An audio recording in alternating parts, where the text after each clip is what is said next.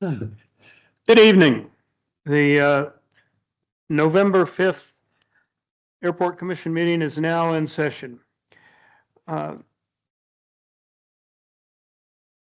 Would you please join me in pledging allegiance to the flag?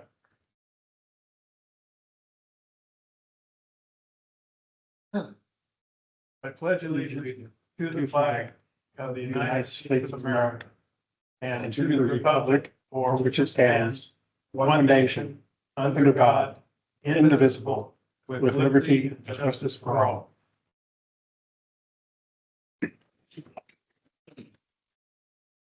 Madam Clerk, would you please call the roll? Commissioner Barrett, Here. Commissioner Sutton, Commissioner Tenen, Here. Chairman Wade, and Chairman Mooney. Here. All right. Gentlemen, have you any comments about the minutes? As we're approving the minutes. I make a motion, we accept the minutes as printed. I'd like to amend that motion and have it read accept with some minor grammatical corrections. Okay. So I'll second it if it's amended. All in favor? Aye. And okay, the amendments have been approved with corrections. And now is call to the public. This is time for the public to comment on any matter that does not appear on the agenda. Commission members may not discuss items not identified on the agenda. And comments are limited to 3 minutes per person. Do we have any takers tonight? Alrighty. Moving along. Informational reports and updates. Report on the Experimental Aircraft Association Chapter 952 Young Eagles event. Mr. Probst. Good evening, Commissioners. So the Young Eagles from the EAA chapter at Cottonwood held their biannual event. They had 56 kids between 8 and 17 they flew. Quite an event. The airplane in the picture on the right is one of 2 from Embry-Riddle that they sent over to participate in this event. So if you haven't been to one of these, it's worth going to see. Yeah. Other informational items. The mayor and council are going down to Embry-Riddle to tour the flight operations at the Prescott campus. And I think that is tomorrow. Our maintenance and operations specialist is out of the office until further notice. So if you need something at the airport, I'm it. So Okay. call me. Lucky you. Indeed. You don't realize how much somebody does till they're not there to do it.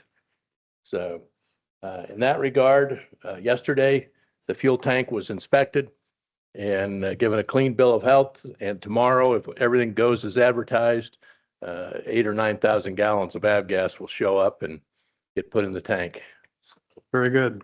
Should be exciting.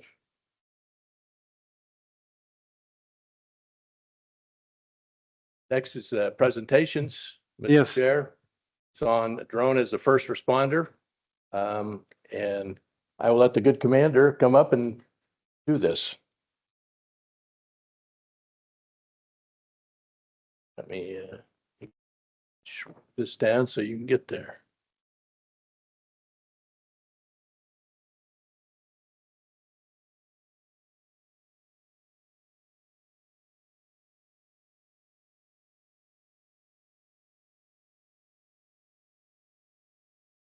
Good evening, Commissioners. I haven't met any of you yet, other than Mr. Tenen. My name is Garth Braxton. I work for the Cottonwood Police Department. I'm assigned as the Support Services Commander. And so tonight I came here to basically preempt program that we're looking to start in the coming months, which is known as the Drones First Responder Program. It was made possible through an initiative through the Arizona Department of Public Safety in partnership with various law enforcement agencies around the state, primarily focused around anti-human trafficking. And so one of the components of ways we could assist in that initiative is the Drones First Responder Program. Earlier this year, several of us traveled out to Atlanta, Georgia to partner with some of our other law enforcement colleagues to talk about emerging technologies and ways that we could leverage specifically drones as a force multiplier. And as you'll see in later slides, we've had several instances here locally in Cottonwood, as well as our surrounding municipalities, where we could have found that technology beneficial. So basically, to preempt the program that we're looking at doing, it falls under our strategic plan for 2022 to 2026 under strategic direction number 3, which is advanced technology solutions. And so basically, for the better part of the last 10 years, our department has looked at ways that we operate and what we do and why, and basically a roadmap to develop our future initiatives. And so advanced technology solutions was one of those top tier initiatives that looked at ways that we could streamline operations, make things more efficient, and lessen the burden on our current staff. And so this is our beta test or our pilot program, pun intended, for the drone program. And in terms of background, it's not new to the city. We've been flying them for about 4 years now, manually operated. And so this step to have automated or autonomous drones is something new, but it's used to exist our existing program. You may have heard of the company Flock. They run our LPR program, and so they have purchased drone technology and brought it under their umbrella. And this program isn't new. There are currently DFR programs throughout the state, in Scottsdale, Show Low, Peoria, Casa Grande. I received a call from the Prescott Police Department this morning, and they asked to come out and see our program as we get it up and running and basically get questions answered before we actually go live. And so here's a video. I hope there's sound on it, but basically it will give you an overview of what the technology is.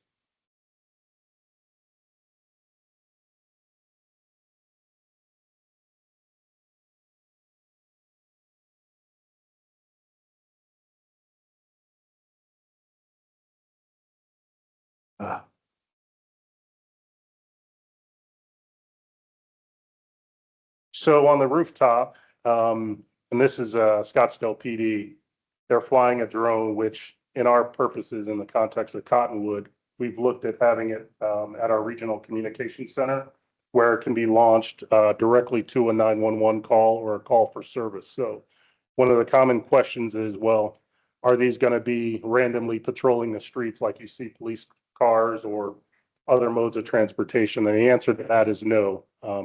We have to have a dedicated call for service. Maybe it's a 911 call, an accident, potentially a fire or some other emergent situation where we need to respond. And they estimate the average time from the time of launch to the time on scene is within a minute. And so we think that based on our experiences with other partners around the state and around the country that have seen this in action, it would definitely benefit us in certain situations that we could have leveraged this technology.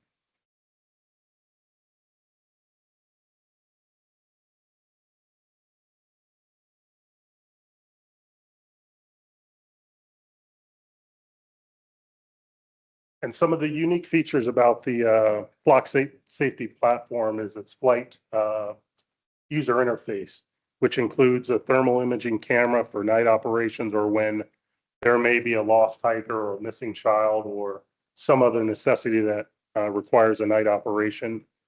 also including a high definition feed that we could provide that information real time to stakeholders or other first responders, and probably most importantly, our communication specialists that are directing officers and resources to a specific incident. Second is the air traffic awareness, where there are notifications to the pilot, and the flight software can auto mitigate potential hazards. It has a program called ADBS, anti-collision software, to avoid other potential hazards or structures. And then, as mentioned, the spectator stream that gives additional situational awareness to other people that aren't necessarily on scene. And then the last two are the flight log and mission reports. They're very sensitive to privacy concerns and full transparency. And so some of the things that have been done in the past throughout different municipalities are to make sure those flights are published so that the public knows why and when and for what reason a drone was launched, and the time, and at a certain point what the ultimate outcome was. And then collision mitigation. Prior to actual deployment, we plan to get with their safety personnel to make sure that we've identified and geofenced the drone against the Cottonwood Municipal Airport, and to avoid their flight patterns, as well as the Verde Valley Medical Center and any aircraft that may be flying in and out of their center. And then, as mentioned, our communications personnel will notify aviation stakeholders of anticipated launch, address of launch, reason for launch, and expected duration prior to launch. And this is something that we're already doing, whether it's Native Air or any of our other stakeholders that may be operating in and around the city of Cottonwood. And then lastly, some of the concerns about noise pollution. The anticipated decibel levels are expected to be well within the city's Title IX noise ordinance. We're looking at about 200 feet AGL at max. We're not going to go above 400 feet. So at about 100 feet, maybe 150 feet, it's really quiet, or the equivalent of like a residential air conditioning unit. So we don't anticipate that to be a concern, but we'll definitely double check those prior to operations and prior to full deployment. But we've looked at other similar drones, and that's what we expect. Earlier this year in July, we did obtain a certificate of waiver and authorization through the FAA. It's good for 4 years, and it basically grants us certain provisions within the guidelines of operating at that ceiling level of 200 feet and below. And prior to yesterday, we had two Part 107 FAA licensed pilots. We looked to add more. I just actually took my test yesterday at Deer Valley Airport and passed, fortunately. It's not an easy test, but I feel confident that with this program, it will augment what we currently do, and I believe we can do it in a safe and efficient and manner that's beneficial to increase the safety of our citizens and residents. And as mentioned, there's been numerous cases in the past year, even the past 6 months, where this would have been beneficial.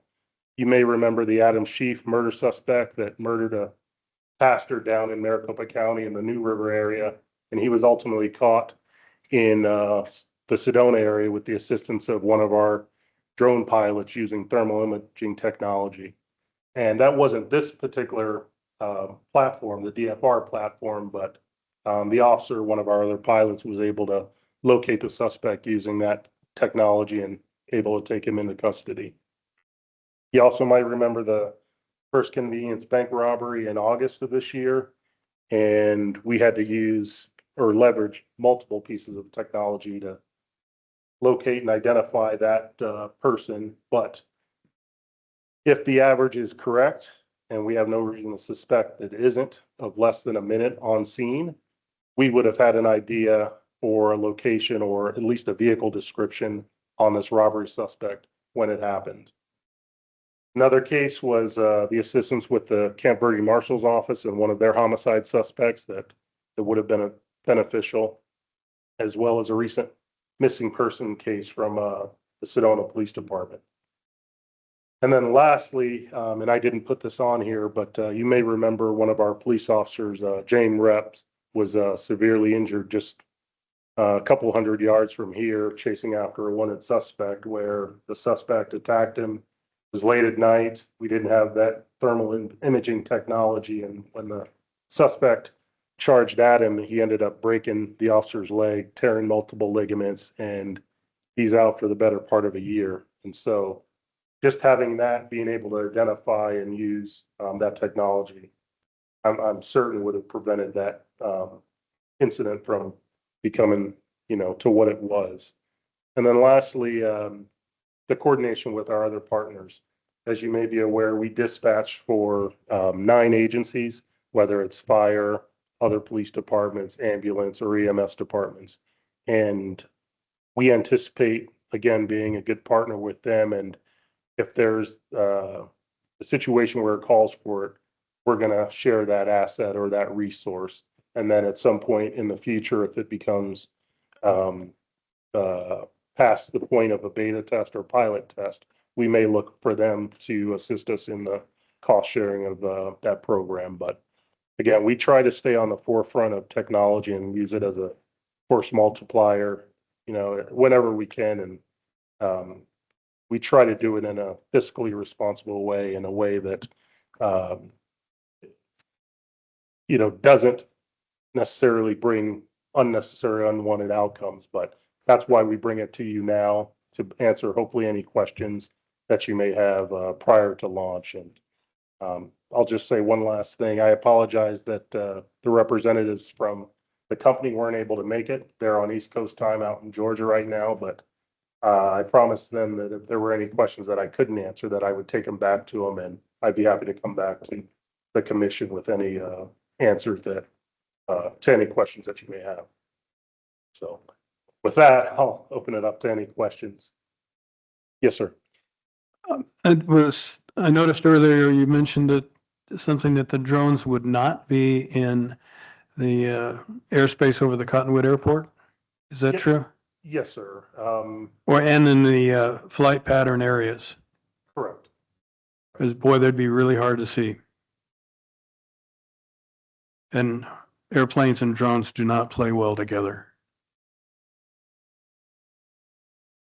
Yeah, and I think, as mentioned, one of the things that they have is the anti-collision software, and to do our due diligence and to geofence around those flight patterns and those areas of concern. And again, before we do any launching, and we've done some test runs during the demonstrations, but I'd be happy to bring that so you could actually see a visual representation of what that looks like to cut out the airport or the hospital or the other locations. And again, part of that comes with the anticipated notice that we would give with our other stakeholders that we plan to launch this drone to hopefully give that additional awareness or situational awareness. I, for one, would like to see a diagram of the proposed geofence around the airport, the dimensions of it, layout geographically.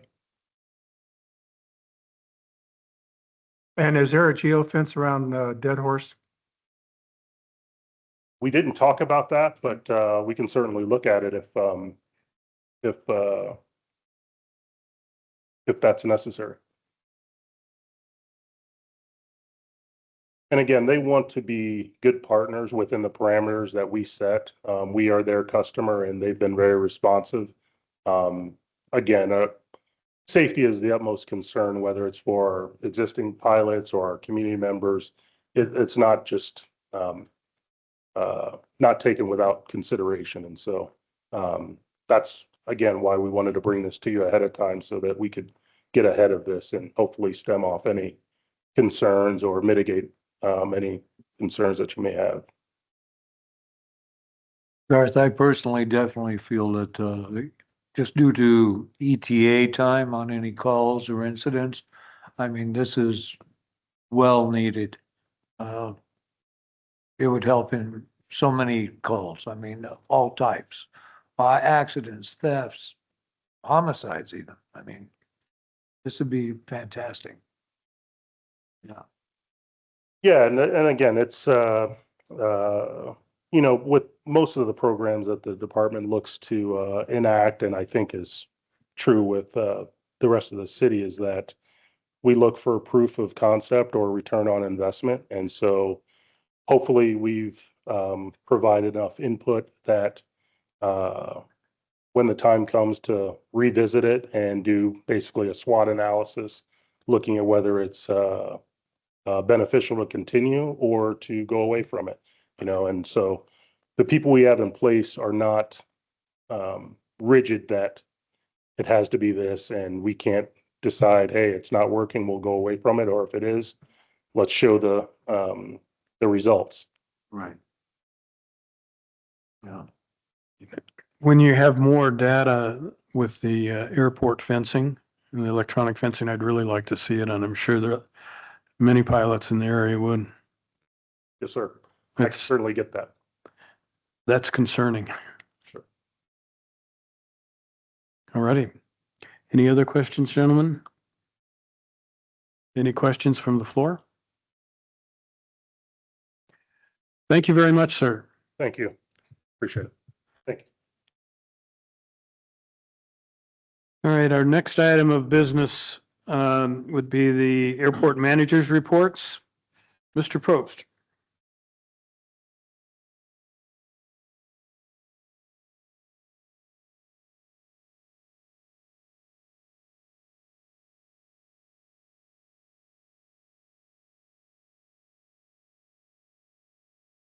No, close enough.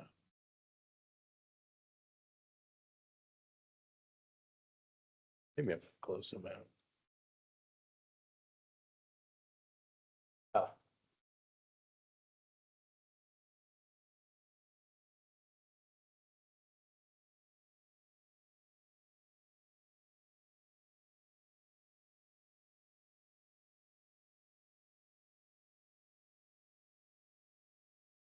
So commissioners, the manager's report will talk about the Burt Tower numbers, capital projects, and noise complaints. So we had an extremely busy month, just over 7,000 operations, which was more than twice from the previous month.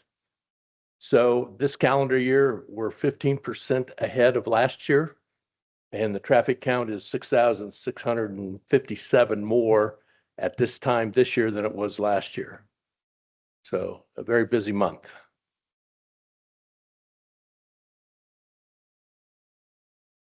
%98 of 7,000 was transient visiting traffic. So 2% was local based aircraft. Busiest day was Thursday. Busiest time of day was first thing in the morning, right at 7.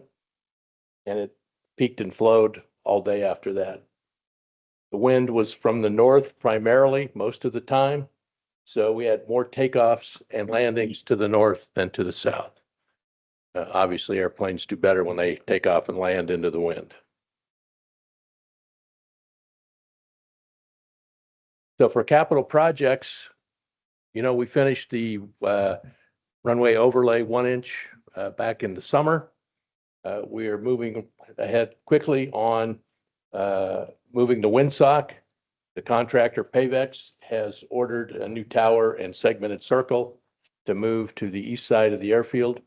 And we're waiting on status for the delivery of that before we give them the official start date, because they only have so many days to complete this.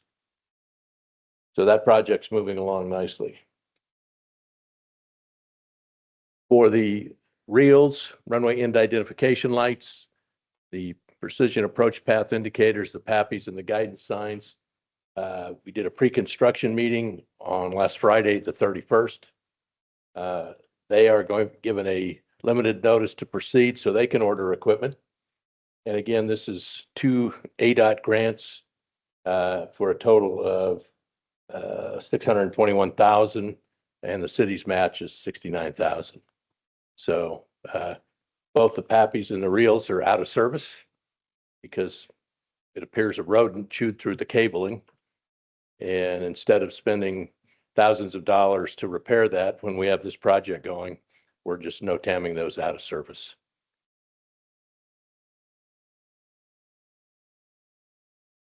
Dibble Engineering is the on-call engineering firm for the city for airport projects. They are getting a grant from ADOT to design the engineering to remove the obstructions primarily in the runway object-free area. So that design work should start shortly. So once the windsock is moved, the hill that it used to sit on is an obstruction. So looking forward to that engineering project to be done. We talked last time about the reconstruction of the parallel taxiway, lengthening it out to the full length of the runway, 4,250 feet, reducing it in width from 50 to 35. Initially, the FAA is going to give us a grant which will cover primarily the drainage improvements, and then the rest of the project will follow when the FAA has more money. So it's hard to talk to the FAA right now. They're not answering the phone. So the other thing that's important is we will eliminate the direct access from the parking ramp to the runway, which has always been a hot button for the FAA. Currently, you can taxi right from the ramp to the runway from 2 crossfield taxiways. So this is a big project, probably $4 to $5 million, and they've said they will provide $1 million in 2026, which is their current fiscal year if the government ever had a budget. So more to follow on that. Happy to answer questions about projects before we move on. No, go ahead, sir. Okay. When you have 7,000 operations, the noise complaints go up just as much as the operations. So there were 30 voicemail complaints, 7 from Clarkdale, 11 from Cottonwood, 12 from gave no location. 56 email complaints. So they come to the airport noise email to my email. So there was 36 of them, 6 from Cottonwood, 37 from Clarkdale, 7 from the Verde Village, which is the first time that we've got, and since I've been here, noise complaints from Verde Village, and 6 had no location given. 37 of the 36, or of this 56, 36 were from several emails from the same person. So it's important to know that. Embry-Riddle did not do well last month. On the 15th and the 25th, they conducted multiple operations after 7 p.m. as late as 8:55. I've talked to the chancellor, and the chancellor met with both the mayor of Clarkdale and Cottonwood yesterday, and he said the 15th was actually an instrument approach where they did not land, but they essentially flew down to 80 feet above the runway. So from a noise perspective, it's the same thing as a touch and go. And the other one on the 25th, they simply had one of the instructors violate their flight information file, and that they're not supposed to. They've told their people not to come to Cottonwood after 7 at night. And apparently their dispatcher knew that before that instructor got back to Prescott. So I'm sure he wishes he hadn't done that.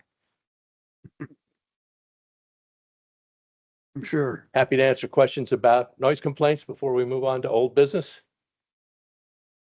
Gentlemen? Mr. Probst? The next agenda item is old business. Historically, the commission has met the first Wednesday of each month. As we noticed last month, the commission meeting was on the first, and it's difficult sometimes to get the vert tower and the noise complaint data collated when the meeting day is also the day that I can get to that data. So last month it was okay. Didn't have that much data. This month it took me a few minutes to collate all of the noise complaints, because it's important to know how many and where they come from. So this is a agenda item for you to discuss, and if you decide to vote on it, change your meeting date. The clerk has available days that could be meeting nights, or you don't have to vote on it. It's up to you, but it is an action item if you want it to be. Thank you, Royce. Mr. Probst, maybe we ought to table this until we have more of the commission members here. It's a pleasure of the commission. Bill, is that all right with you? Yes, why don't we go ahead and table this? Very well. I'm sure the clerk will make note of that.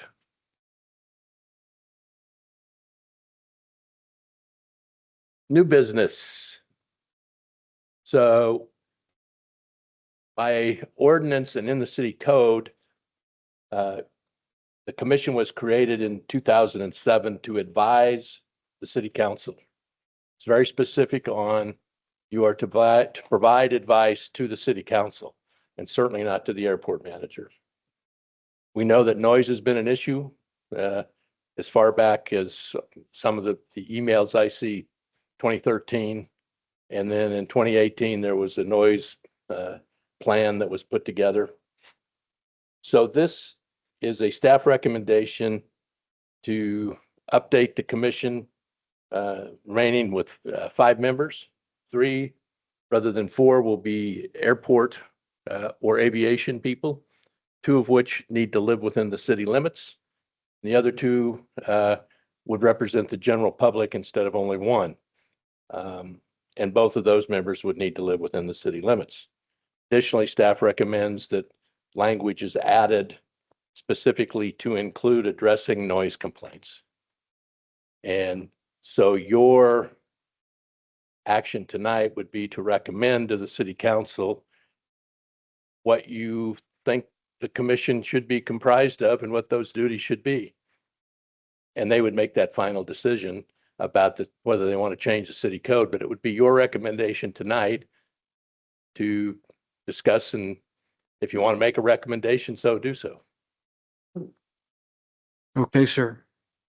And we do have several comments, several individuals that want to make comments on this particular subject. And the first one is Laura Jones. And you are limited to 3 minutes. I just want to clarify that what you mean is, so 4 out of the 5 would have to live within the Cottonwood city limits. That means not in the county and not in the town of Clarkdale. So only 1 person could potentially live outside of the city of Cottonwood.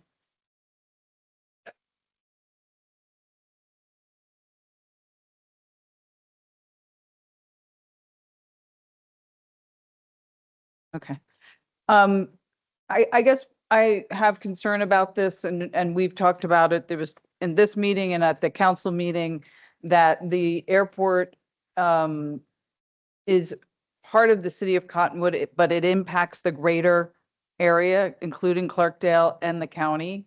And so my recommendation would be is that this get broadened so that it is allowing for people in Cottonwood or in the village, in the Verde Villages or Bridgeport or Clarkdale to also be part of this council, since the airport has become part of the fabric of the whole Verde Valley. And I think by limiting this, you limit the voices that are heard and the voices that are giving consideration on the dais. So, thank you. Thank you, Ms. Jones. Now Carla Erickson.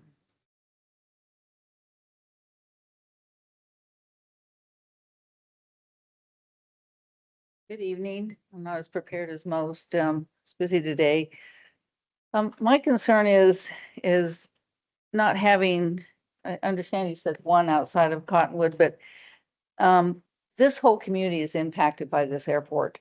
And just by seeing these numbers, the increase in traffic, I mean, it's huge. And it's going to be even more important that this commission, if they take the task of looking at the noise complaints and the noise at the airport, that you be inclusive.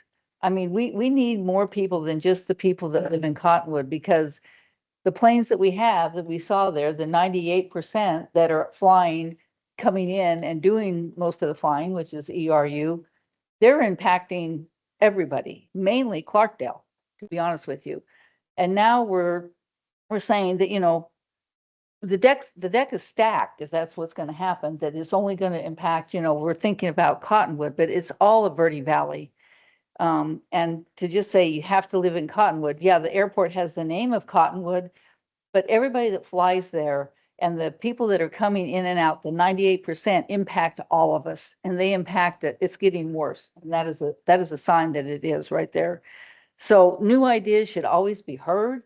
I mean, we need to listen to what other people have to say. And I know, thank you for serving all the years that you have. I think some of you have been on there since the day one. I believe, Mr. Mooney, you said you've been on there since 2007. Yes, Bill, I know you've been on there before and you're back. So why aren't we looking at new people and new ideas and letting someone else come in? Not that you're doing a bad job, but we need to hear from everybody. And it's not just the people that live in Cottonwood, it's the people that are being impacted. And I can assure you, it is all of Verde Valley, and a lot of it is from Clarkdale. So I would like you to consider having more, just one person from Cotton or from the outstanding areas to serve on the board. I appreciate it. Thank you. And next we have Mary Lou Rose.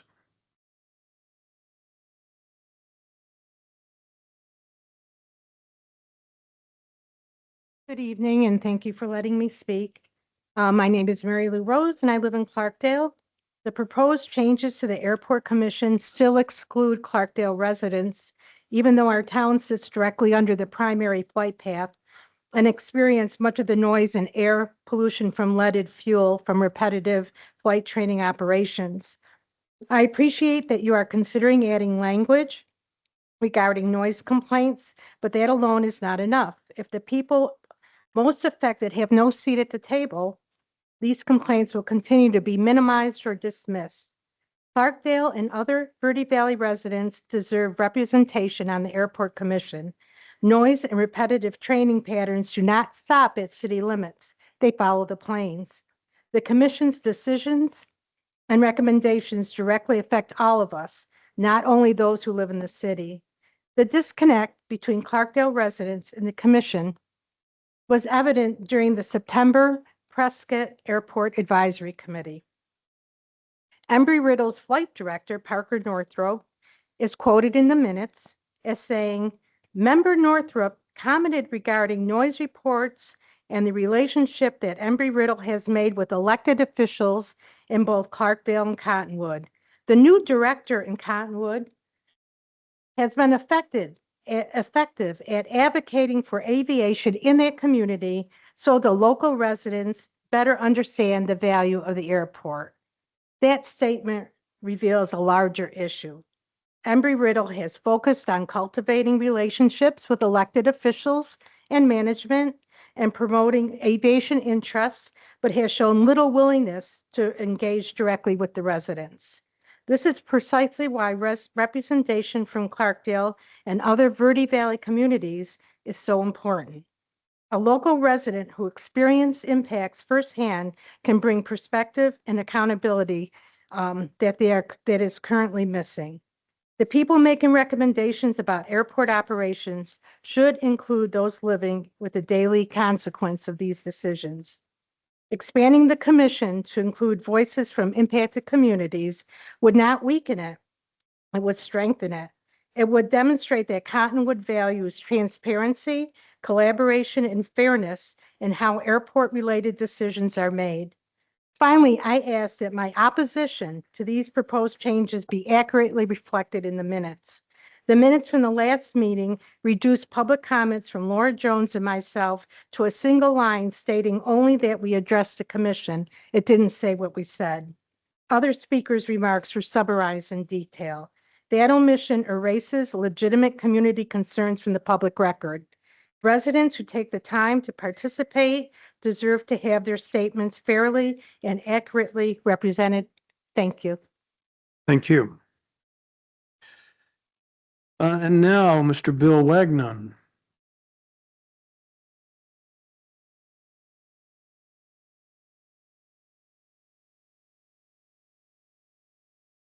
Thank you.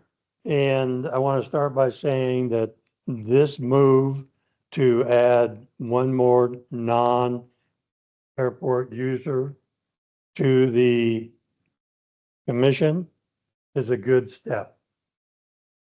But it's just a one step.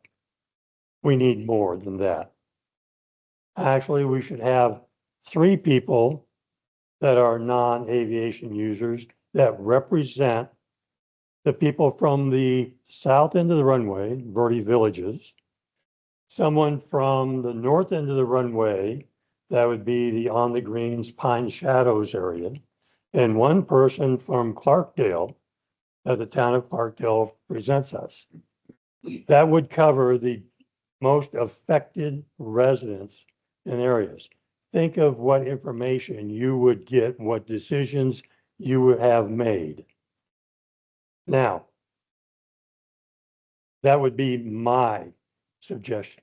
Now, I do have a question. If we go with what is suggested and we leave one position that doesn't have to be a resident of Cottonwood, my question is, why are we doing that? Why are we allowing the aviation users who have one person that's not a resident, but for the non-aviation users, they don't get the same break. They don't get one person that's not a resident. What's the reason for that choice? Anybody have an answer? Mr. Wagner, this is just for your comment purposes. You're not to direct anyone.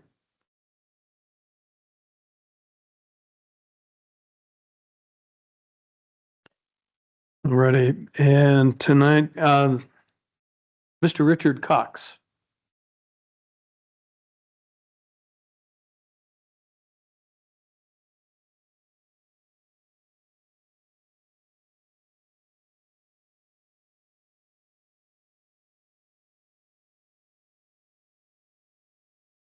Hello there. My name is Richard Cox, and I'm a resident of the Verde Villages. And I'm here today to speak out about.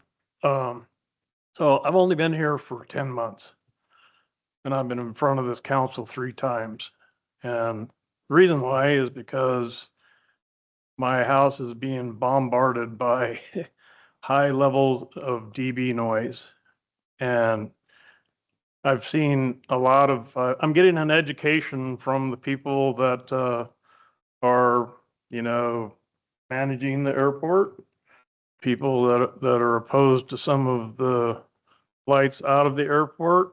I've got educated about the other end of the airport and how many flights are affecting those areas and the residents of that community in Clarksdale.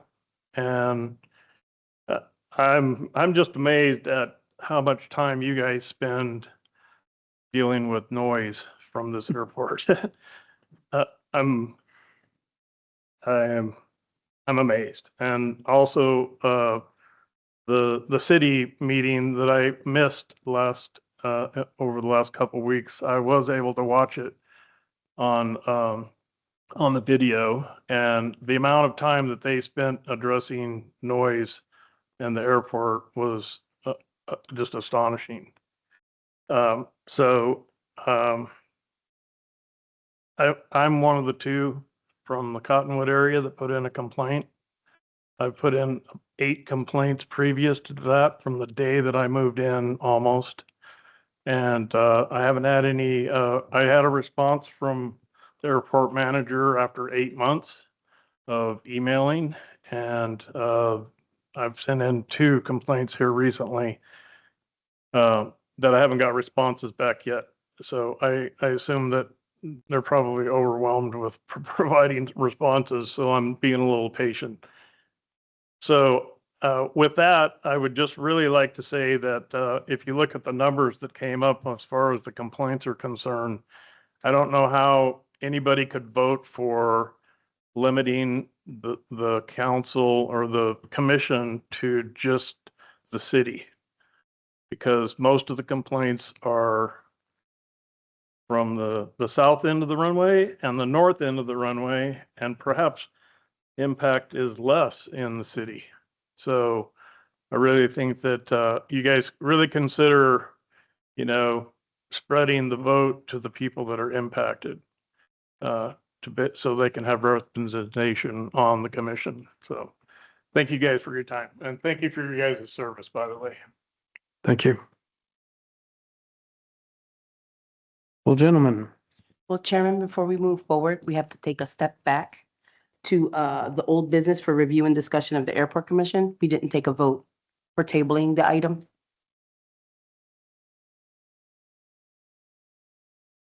You didn't take a vote to table the decision for the meeting dates and times. Okay, So we have to I take a will vote. move that we table the discussion of changing the airport commission meetings from the first Wednesday until we have all members present. Second motion. all in favor? Aye. The motion passes. All right. Now getting back to number 1 in new business. Gentlemen, any comments on this? You have any vote? I do have a comment on it. I do like the proposed changes to the chapter 2100. And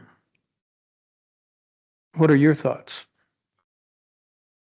The problem I see with the proposed amendments are that if you go back and read 2.100.020, number and composition of the voting members, when the commission was set up, it was set up precisely with 3 members to be tenants or lessees of the airport or have a working knowledge of aviation matters, and at least 2 of the 3 shall live within the city limits. 2 members may not be tenant or lessee of the airport, nor shall they be required to have a working knowledge of aviation matters. They shall, however, be required to live within the corporate limits of the city. So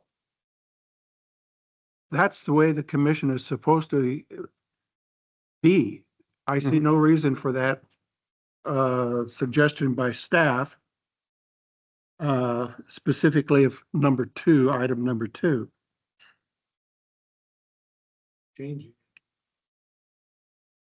That's right.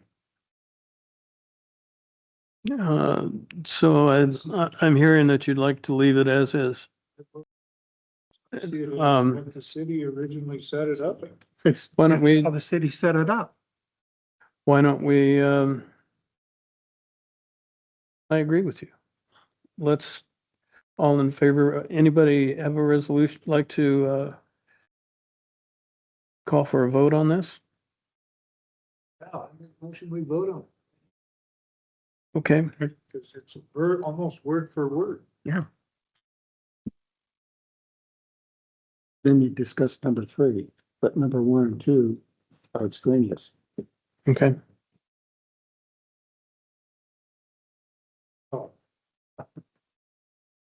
Okay. So the motion is to leave it as is.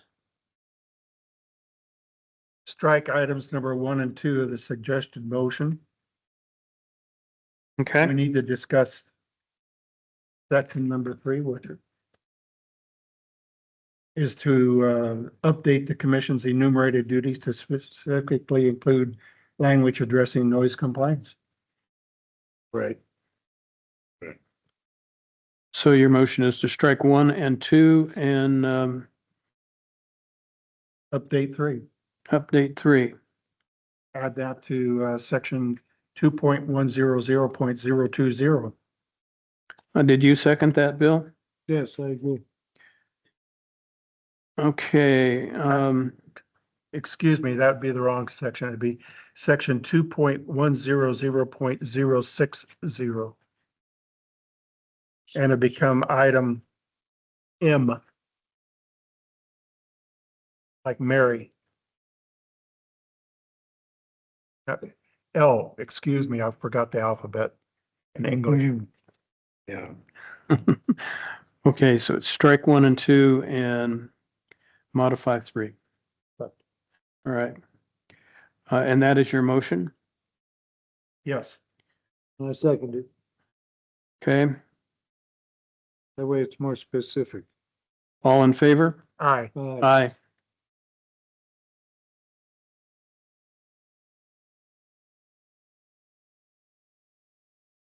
So that will be the recommendation, Chair, that will go to the city council. Thank you, Mr. Probst.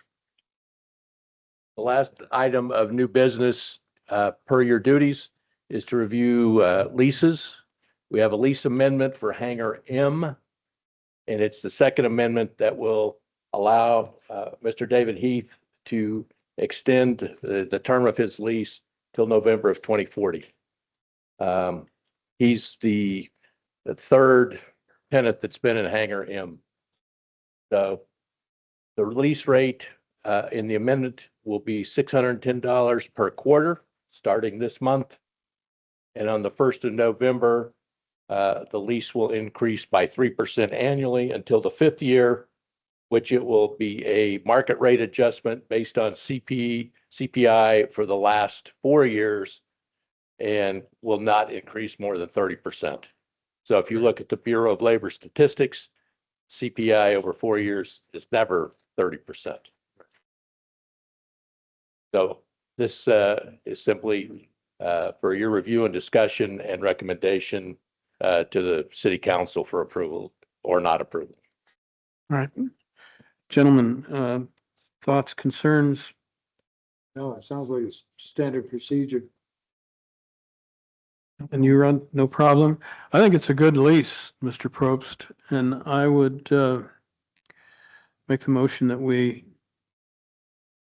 accept and move forward with it, send it a recommendation to city council. We need All in a favor? second and vote. We make a motion also. I'll second. Okay, all in favor? Aye. Very well. Originally. We will send that on to city council for their consideration.